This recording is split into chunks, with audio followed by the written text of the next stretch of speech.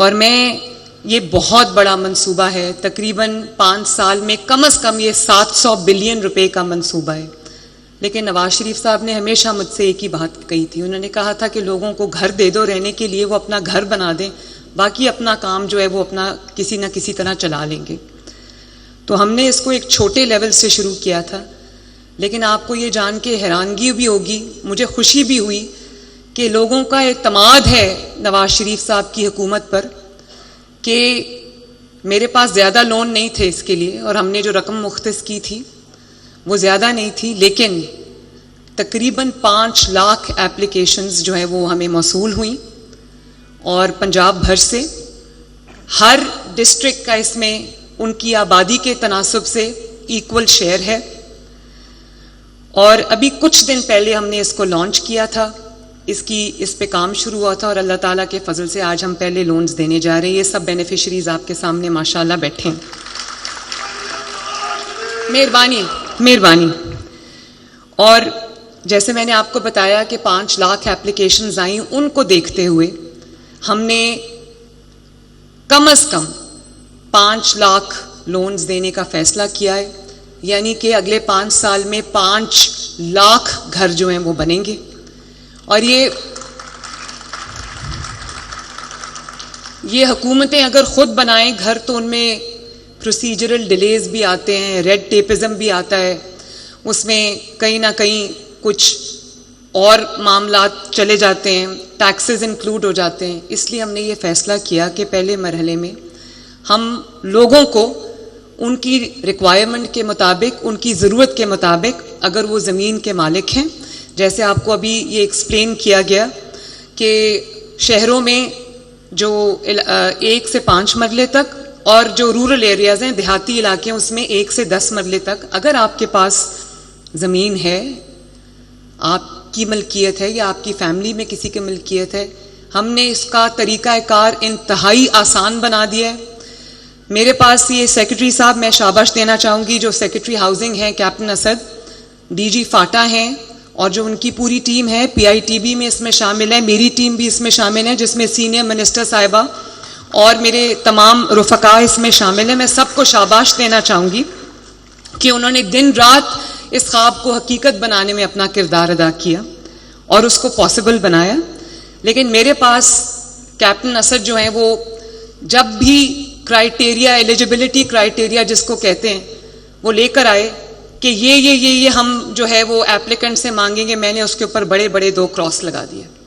मैंने कहा हम कुछ नहीं मांगेंगे, हम एक ID card, valid ID card, आपका जो शनाख्ती कार्ड है वो मांगेंगे, और अगर आपकी मलकियत में ज़मीन है तो वो ज़मीन का कागज़ जो है वो हमें दिखा दें और कर्जा ले जाएं। और ये भी मैं आपको बता दूं कि 15 लाख रुपए तक के कर्जे, अभी मेरे साथ एक खातून बैठी थी, तो इन्होंने मुझे आप टीचिंग करती हैं ना प्राइवेट, मैं इनको आज पहली बार मिली हूँ। 100% मेरिट पे बैलेटिंग के ज़रिए ये कुरानदाजी जो है वो हर महीने होगी, और 1 साल में कम से कम 1 साल में इंशाअल्लाह ताला 1 लाख कर्जे, 1 लाख घर हम देंगे। तो मैं अभी इनसे पूछ रही थी कि आप क्या करती हैं, कहने लगी कि मैं टीचर हूँ। तो मैंने कहा आपके घर की आमदनी कितनी है? तो 60-70 हज़ार रुपया इनकी मियाँ बीवी की आमदनी है। तो मैंने कहा आपने कितने लाख रुपए कर्जा अप्लाई किया? कहने लगी मैं 15 लाख रुपए अप्लाई किया। तो मैंने कहा उसका क्या बना लेंगी? कहती है कम से कम उसमें हम अपनी फर्स्ट जो ग्राउंड फ्लोर है वो तो हम बना लेंगे, ताकि हमें अपना घर मिल जाए और हम अपने घर में शिफ्ट हो जाएं। इसी तरह मैं अगर एक से बात करूं तो मेरे पास बहुत सारी ऐसी मिसालें आएंगी। ये भी मुझे पता है, जब ये PITB फैसल है, मौजूद है यहाँ पे, फैसल कहीं बैठे हुए हैं, उनको भी मैं अप्रिशिएट करना चाहती हूँ कि ये पूरी जो डेटा एनालिसिस है ये वो मेरे साथ करते हैं। तो हमें बहुत गरीब तबकों से भी ये दरख्वास्तें आई हैं जिनके पास 1 मरला 1.5 मरला ज़मीन है। मेरे पास केस स्टडीज़ हैं। तो हमने ये कोशिश की है, मैंने इनको सख्ती से हदायत की थी कि 15,000 रुपया महीने से बढ़ के किस्त नहीं होगी, तो हम उसको 14,000 महीने पे ले आए हैं। अगर आप 15 लाख रुपया कर्ज लेते हैं तो आपको 9 साल में अपना कर्ज जो है वो अदा करना है। और सबसे बड़ी बात, इसमें 0 सूद है, कोई सूद, आपको 1 पैसा सूद में नहीं देना।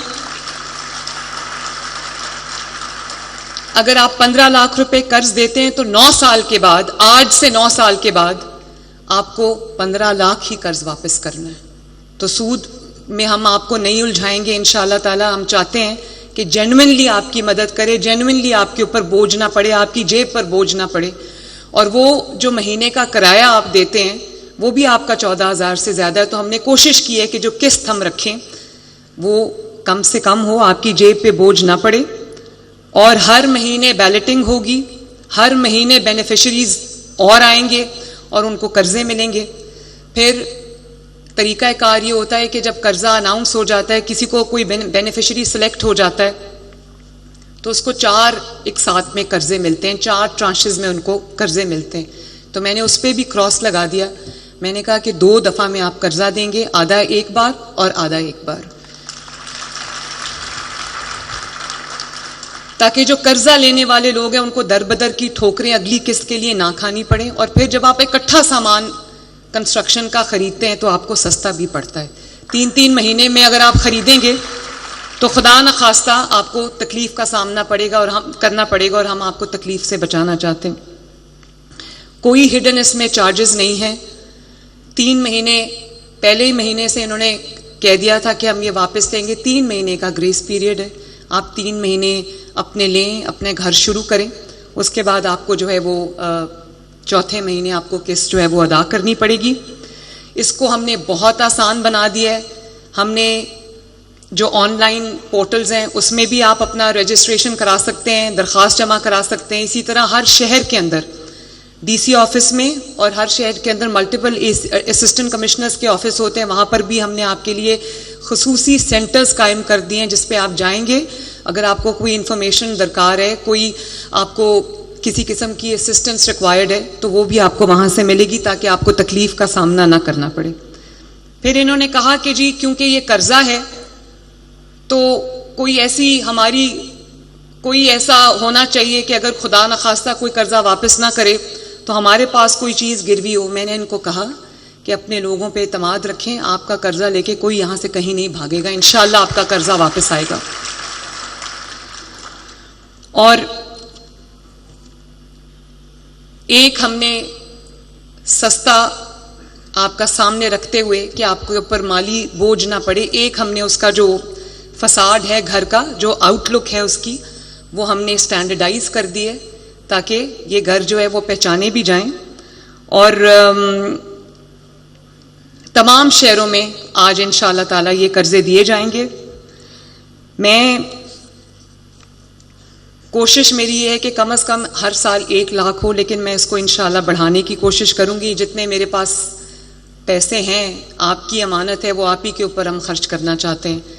लेकिन मैं आपको ये ज़रूर कहना चाहती हूँ कि जिस तरह एक माँ को अपने बच्चों की फ़िक्र होती है कि उनके सर पे छत हो, माँ बाप हमेशा पूरी ज़िंदगी काम करते हैं सिर्फ इसलिए कि उनके बच्चों को छत मिल जाए।